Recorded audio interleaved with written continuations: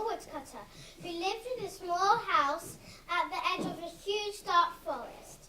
The woodcutter lived with his wife and his two young children, a boy called Hansel and a little girl called Gretel. It was hard enough to feed them at the best of times, but this was the worst of times. Times of famine, hunger, and starvation. And the woodcutter was lucky enough to get his hands on a simple loaf of bread. Night after hungry night, the woodcutter lay in his bed next to his thin wife, and he worried so much that he tossed and he turned and he sighed and he muttered, and he just couldn't get to sleep at all. Wife, what are we going to do? How can we feed our poor children when we barely had enough to feed ourselves? Wife, what can be done? And he fretted and sweated in the darkness. Back came the burning voice of his wife, a voice as fierce as famine. Listen to me, husband. Tomorrow at first light, we'll send the children out to the forest. We'll make a warm fire for them and give them each one morsel of bread. Then we'll pretend to go off to our work by actually living all by themselves. They won't possibly be able to find their way out to the forest. We'll be rid of them for good. No, wife, I can't do that. How can I leave young Hansel and Gretel out in the forest? The wild beasts will soon slip them out and eat them alive. You fool! You don't want all four of us to starve to death, do you? And she gave the poor heart sore woodcutter no peace until he agreed to do as she said. Now Hansel and Gretel had been so hungry that night that they hadn't been able to sleep either, and had had every cruel word at their mother's terrible plan. Gretel cried bitter, salt tears. Now we're finished! Don't worry, Gretel, don't be sad. I'll think of a way to save us. And when their father and mother had finally gone to sleep, Hansel got up, put on his coat, opened the back door and crept out into the midnight air. There was a bright sparkling moonlight outside, and the white pebbles on the ground shone like silver coins and precious jewels. Hansel bent down and full his empty pockets with as many pebbles as he could carry. Don't worry, Gretel, just try to sleep now. We'll be fine, I promise. At dawn, before the sun had properly risen, the mother came and woke two children. Get up, you lazy scraps. We're going into the forest to chop wood. Then she gave each of them a miserable mouthful of bread.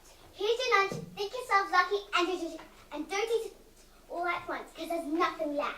Gretel put the bread in her apron pocket, since Hansel's pockets were crammed with pebbles.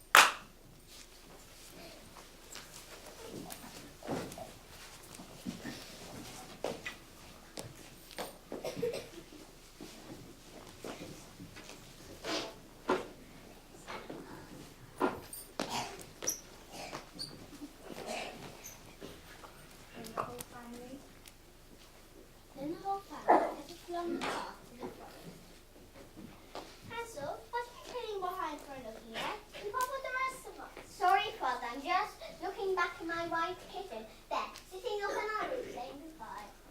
You stupid boy, that's not your kitten. It's just the light on the sun on the chimney. Now come on. But of course, Hansel hadn't been looking at anything at all. He'd thrown white pebbles from his pocket onto the ground. The forest was immense and gloomy, and when they reached the middle, the woodcutter said, Now, Hansel, like Gretel, gather up some metal, and I'll make you a nice fire to keep you warm. Hansel and Gretel collected a big pile of firewood, and when it was set alight, their mother said, Now lie down by the fire and rest. Your father and I are going into the forest to chop wood, and in the evening we'll come and collect you. The children sat by the fire. When the day came, the children got small portions of bread. They could hear the blows of workers' axe nearby, and they thought their father was close. But it wasn't an axe, it was just a branch that he had tied to an old withered tree, and the wind was blowing it to and fro, to and fro. After they had waited and waited and waited, the children's eyes grew heavy and they fell fast asleep. When at last they woke up, it was already pitch dark, darker than a nightmare. How are we going to find our way out of this enormous forest? Just wait till Gretel to the moon rises, then we'll see the pebbles I dropped. They will show us the way. And the moon had risen, casting its brilliant, magical light. Hansel took his little sister by the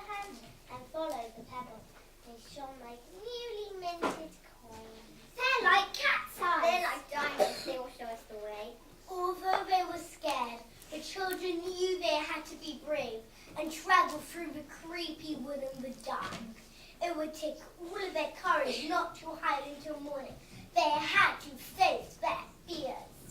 They passed through thick jungles and tangled branches. Sometimes the branches would snag their clothes or scratch them, but they had to carry on.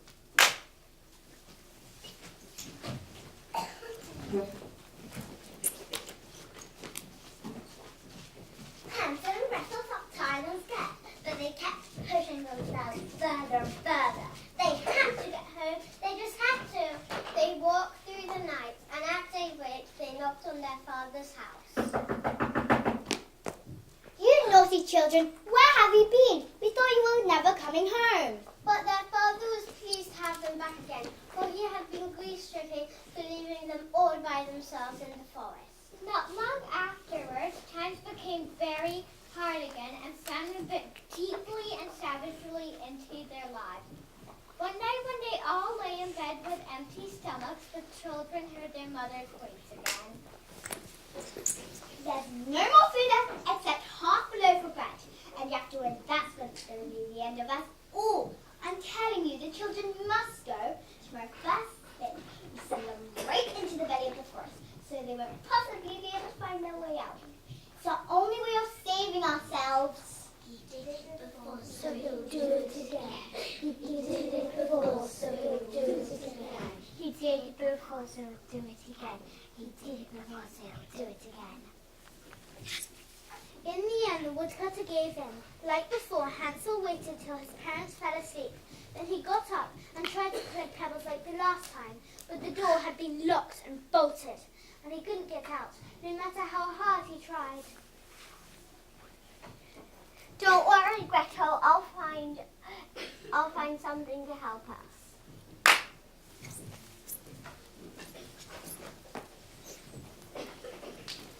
Carefully, one tiny little bit of time, Hansel laid a trail of bread on the path.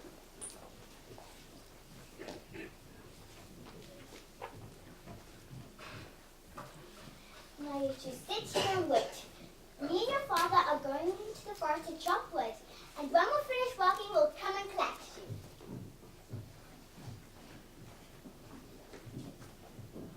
Don't worry, Gretel. When the moon rises, we'll see the breadcrumbs I dropped. They will show us the way.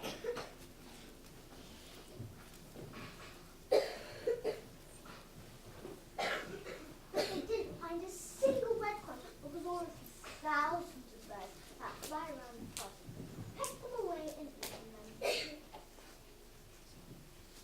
Hansel, we haven't found anything. What are we going to do? They walked all night and all the following day. By the next evening, they were still hopelessly lost in the bowels of the forest. What's worse, they were hungrier than they'd ever been in their lives. It was now the third morning since they had left their father. The famished, thirsty children forced themselves to walk again, but they only wandered further and further into the forest. And they knew that unless they didn't find help very soon, they would die of hunger.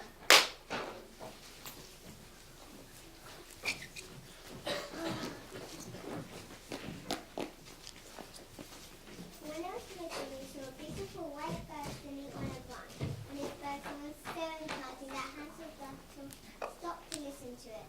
As soon as the song was over, the bird flapped her wings and flew comfortably. It followed it until it landed on a roof on a low house. When Hansel and Gretel got to it, they saw that the house was a roof made of cake and windows made out of clear, bright sugar. Look, what wonderful luck! I'll try to slice a roof, and Gretel, you can start a window. I bet it tastes scrumptiously sweet. This tastes so lovely. We're so lucky.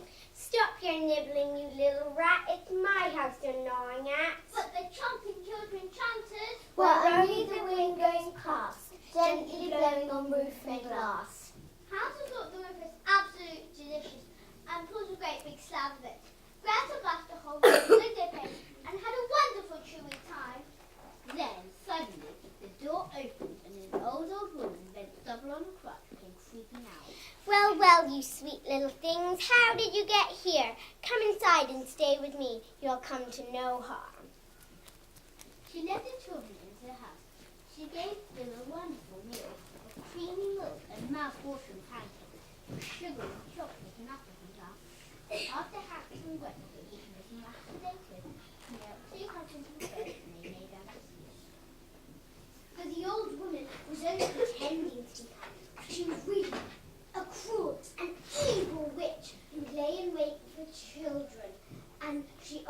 She had only built her bread house and with its cake roof to trap them, which planet seabirds are. They have a powerful sense of smell, so they can smell when someone comes near. Here's two for my belly who won't escape.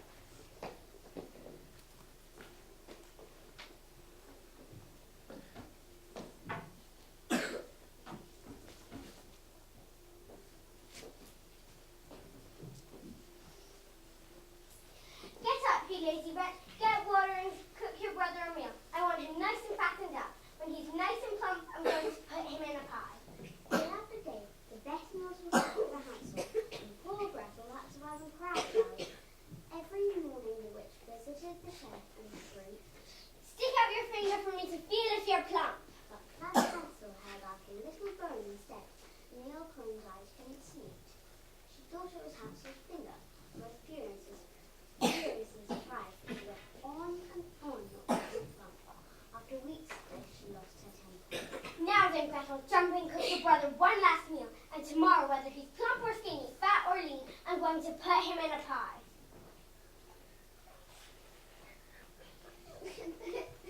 You can cut the balling, it will do you no good. First we'll bake some bread. I've already heated the oven and kneaded the dough. Crawl inside and tell me if it's hot enough for the bread to go in. I don't know how to do it. How can I get in there? You foolish goose, the opening's big enough for you. I can fit in there myself. Look. Hansel, we're saved, we're saved. The old witch is dead. And Hansel jumped out, free the bird released from the cage. There was nothing to be afraid of anymore. So they went to the witch's house and opened all her cupboards, which is stuffed to bursting with pearls and precious stones. These are much better than pebbles. I'll take some home too. They put as much into their pockets as they could fit, and Gretel carried as much as she could fit in her apron. This could solve many of their problems. They began to feel excited because all their problems they had could be solved. Surely their mother will want them now.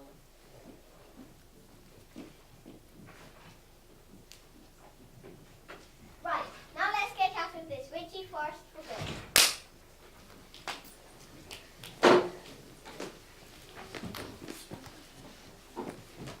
Hansel and Gretel took one last look at this nasty cottage and closed the door firmly shut. They had survived, thank goodness. As they turned away, the birds looked intimidated, but they were determined to find their way home. The children walked happily on, and at last they saw their father's house in the distance. When they saw him, they flung their arms around his neck. I've been so unhappy since I left you in the forest. I've had not one happy moment since I last saw you. Your mother has died and is buried. I'm so sorry. Sorry for everything. Look, Father. Father will be okay. Now it was certain that all their troubles were over. The grateful woodcutter and Hansel and Gretel lived together at the edge of the forest and were happy ever